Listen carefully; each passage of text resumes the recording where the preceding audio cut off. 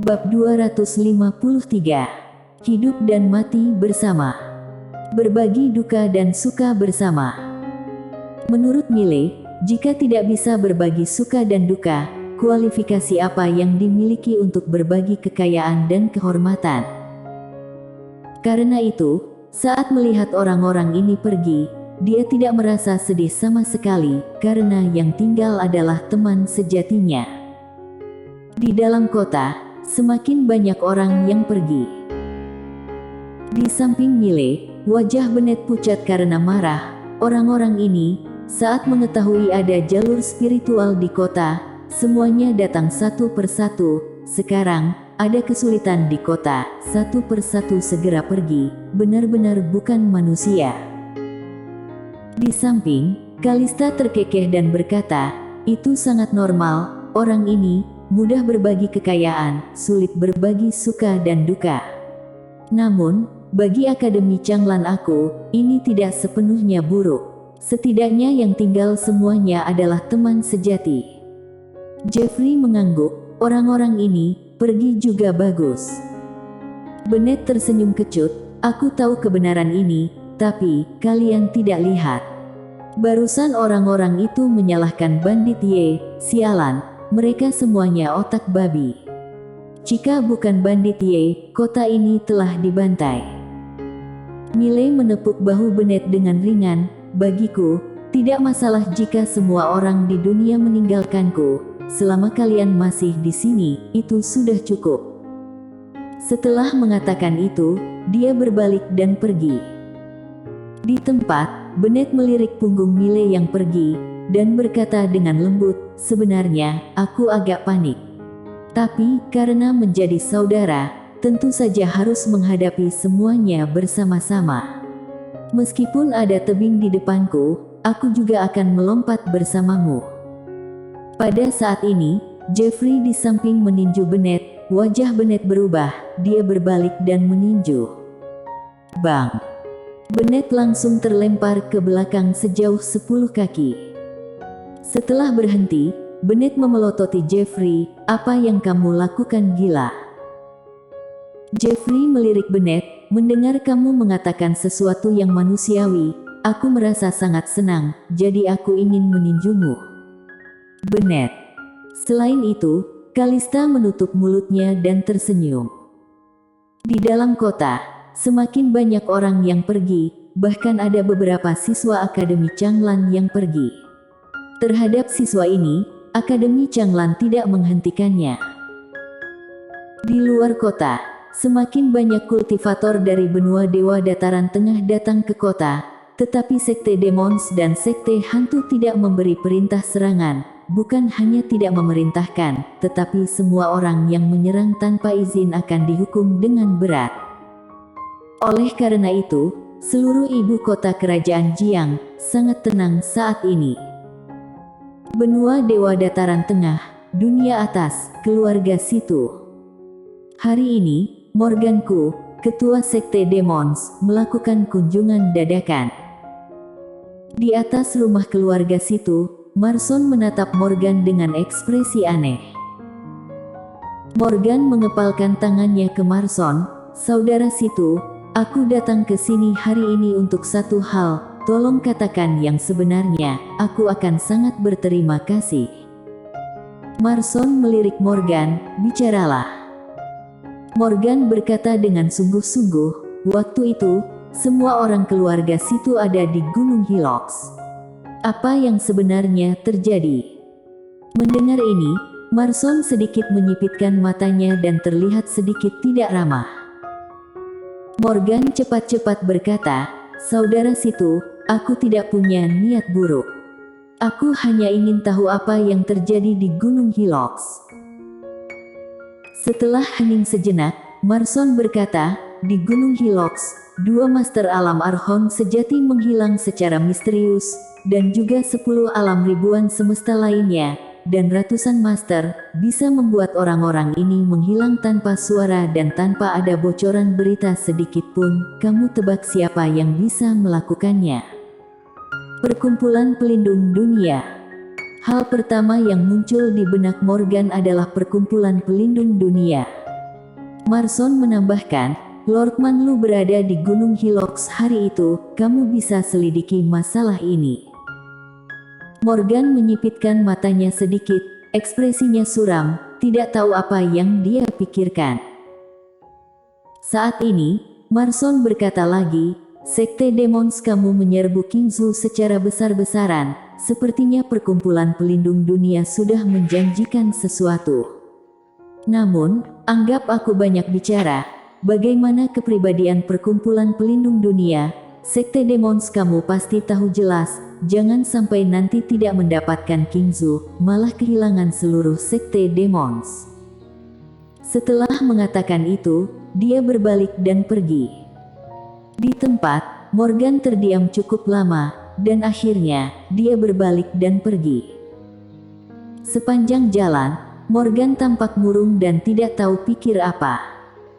Setelah sekian lama, Morgan tiba-tiba berhenti, lalu berubah arah dan sampai di Akademi Changlan. Morgan bertemu dengan Sentro Li, dekan Akademi Changlan. Keduanya mengobrol, tidak tahu apa yang mereka bicarakan. Sentro tiba-tiba berkata dengan marah, Perkumpulan Pelindung Dunia, penjahat tercela, tak tahu malu, sampah nomor 1 di dunia Qincang. Setelah berbicara, dia pergi dengan marah. Morgan menyaksikan Sentro pergi dengan ekspresi tenang, dan setelah beberapa saat, dia berbalik dan pergi. Pada saat ini, dia telah membuat keputusan di dalam hatinya. Akademi Changlan. Hari ini, 20 lebih siswa dari Akademi Changlan telah pergi, dan hanya kurang dari 26 siswa yang tersisa. Namun, perlu disebutkan bahwa tidak ada satu orang pun prajurit Tao Changlan yang pergi. Seluruh ibu kota kerajaan Jiang tampak sangat sepi, karena sebagian besar penduduk kota telah pergi, bahkan beberapa prajurit kerajaan Jiang telah meninggalkan kota. Dan setelah orang-orang ini meninggalkan kota, mereka tidak segera pergi. Mereka semua mendirikan tenda kecil di luar kota, rupanya menunggu Sekte Demons dan Sekte Hantu untuk menangani Mile. Setelah itu, mereka kembali ke kota lagi. Akademi Changlan. Di ruang pelatihan bawah tanah, Mile bertemu Kron dan yang lainnya. Sebenarnya, Kron dan yang lainnya sudah datang ke Akademi Changlan, tetapi Mile tidak membiarkan mereka trespass. Ini adalah semacam perlindungan. Karena Kron dan lain-lain sudah punya keluarga sendiri, kalau diekspos sekarang sulit untuk dipastikan bahwa tidak menjadi incaran perkumpulan pelindung dunia. Di ruang pelatihan, Mile melambaikan tangannya, 7 cincin penyimpanan jatuh di depan Hans dan yang lainnya. Hans dan yang lainnya melihat ke arah Mile. Mile berkata sambil tersenyum, dalamnya, semua adalah peralatan alam sejati kelas atas, kebetulan cocok untuk kalian. Hans dan yang lainnya saling memandang, lalu tersenyum, mereka tidak menolak, menyimpan semuanya. Apa yang Mile berikan kepada mereka, mereka tentu tidak akan menolak. Melihat Hans dan yang lainnya tidak menolak, Mile juga tertawa, jika semua orang sopan, maka itu benar-benar berkah. Misalnya, kali ini semua orang datang membantunya dari benua Dewa Dataran Tengah, dan dia juga tidak menolak. Dan kini, setelah Hans dan yang lainnya dilengkapi dengan peralatan tingkat atas, ketujuh orang ini bisa dikatakan punya kekuatan untuk membunuh alam ribuan semesta. Dan jika mencapai alam 1000 semesta, mereka pasti akan memiliki kekuatan untuk membunuh alam Archon. Kron dan Hans telah mencapai alam ribuan semesta, mereka dapat dengan mudah membunuh alam Archon. Pada saat ini, Kron tiba-tiba berkata, kapan perkiraan akan bertarung? Mendengar ini, Hans dan yang lainnya melihat ke arah Mile, mereka sudah menyiapkan semua peralatan. Mile berkata sambil tersenyum, jangan khawatir, jika ada pertarungan, kamu pasti akan sangat diperlukan. Kron mengangguk, aku akan tidur dulu, jangan lupa panggil aku untuk bertarung. Setelah berbicara, dia berbalik dan pergi. Mile tidak segera pergi, merasakan wajah yang familiar di depannya. Pada saat ini, hatinya cukup rumit. Saudara. Di keluarga Ye di kota Qingcheng, meskipun dia, Mile Ye, dan orang-orang dari keluarga Ye memiliki hubungan darah, tapi tidak punya perasaan. Keluarga bangsawan seperti keluarga kekaisaran tidak ada hubungan kekerabatan sama sekali. Setelah meninggalkan kota Qingcheng, dia bertemu Bennett, Jeffrey, Agnes, Nadia, Keron, Hans, Yeli. Setelah mengenal orang-orang ini, dunia Mile bukan hanya adik perempuannya, tetapi juga saudara dan orang kepercayaannya. Seumur hidup seseorang, jika tidak ada beberapa saudara yang sehidup semati, puncak Tao Pedang pun akan kesepian. Mile menarik kembali pikirannya dan berkata sambil tersenyum, "Malam ini, saudara-saudara, minumlah dengan puas. Mana mungkin kurang kami."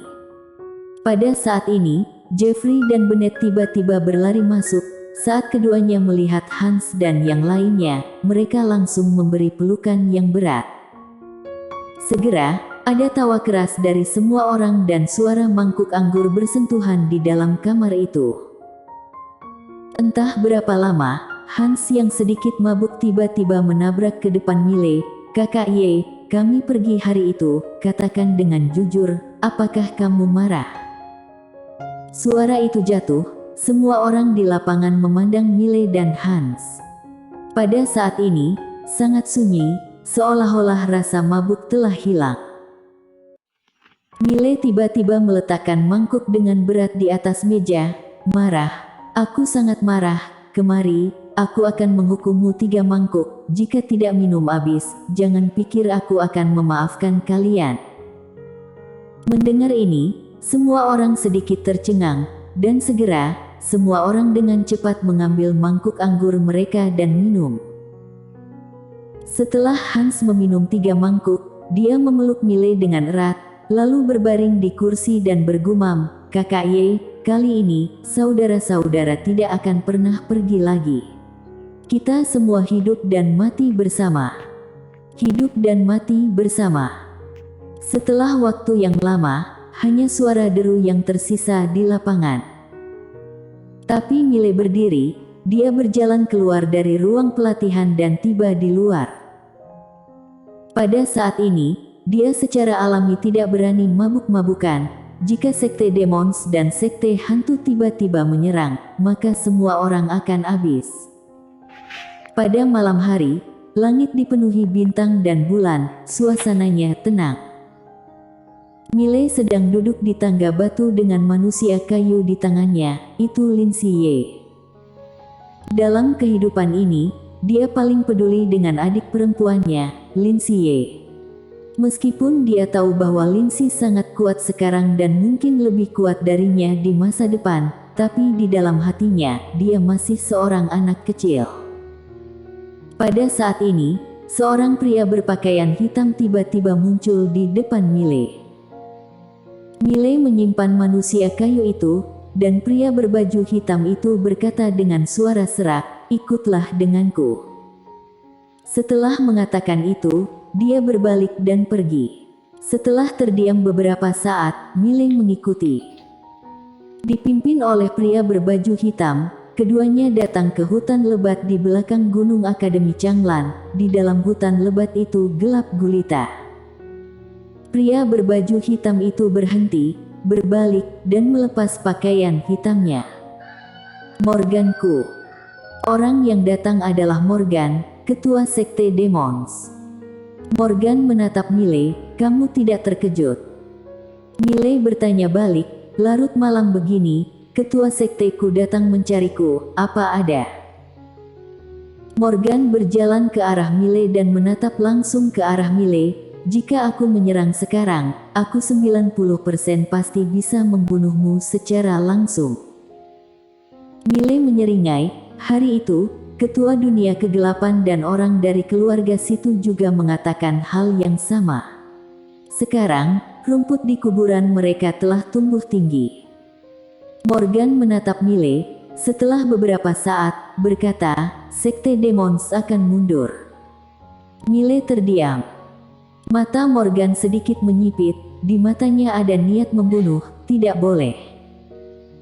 Mile menggelengkan kepalanya, aku tidak masalah, namun, beberapa orang mungkin tidak setuju.